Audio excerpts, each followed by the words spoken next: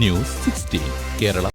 Saudi Arabia ഒരാഴ്ചക്കിടെ നിയമവിരുദ്ധ പ്രവർത്തനത്തിന് പിടിയിലായത് 20,124 പേർ. കൂടുതലും റെസിഡൻസി നിയമ ലംഘകർ. സൗദി അറേബ്യയിൽ ഒരാഴ്ചക്കിടെ നിയമവിരുദ്ധ പ്രവർത്തനത്തിൽ വിവിധ പ്രദേശങ്ങളിൽ നിന്ന് സുരക്ഷാ ഏജൻസികളുടെ പിടിയിലായത് 20,124 പേർ.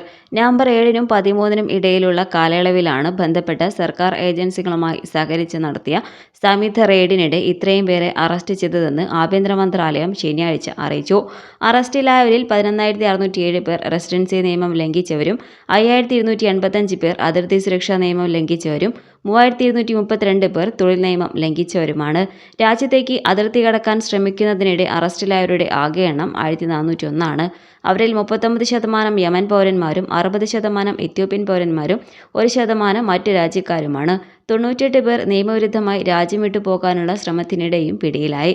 നിയമലംഘകരെ കടത്തിക്കൊണ്ടുവരികയോ അഭയം നൽകുകയോ ജോലി നൽകുകയോ ചെയ്തതിന് 6 പേരെയും അറസ്റ്റ് ചെയ്തിട്ടുണ്ട്. 18,508 പുരുഷന്മാരും 2,259 സ്ത്രീകളും ഉൾപ്പെടെ മൊത്തം 21,267 പ്രവാസികൾ, മൊത്തം 13,384 നിയമലംഘകരെ യാത്രാരേഖകൾ ലഭിക്കുന്നതിന് അവരുടെ രാജ്യങ്ങളിലെ നയതന്ത്ര ഓഫീസുകളിലേക്ക് റഫർ ചെയ്തു. 3,996 നിയമലംഘകരെ അവരുടെ യാത്രാ റിസർവേഷൻ പൂർത്തിയാക്കി നടപടികൾ നീക്കാനും റഫർ ചെയ്തു. അതേസമയം 10,458 നിയമലംഘകരെ നാടുകടത്തി.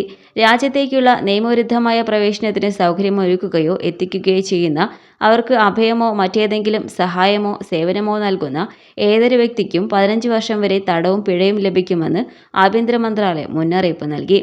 1 ദശലക്ഷം റിയാൽ വരെയാണ് പവി ലഭിക്കുക. ഗതാഗതത്തിന് ഉപയോഗിക്കുന്ന വാഹനങ്ങളും അഭയം നൽകാൻ ഉപയോഗിക്കുന്ന വീടുകളും കണ്ടുകെട്ടുകയും ചെയ്യും.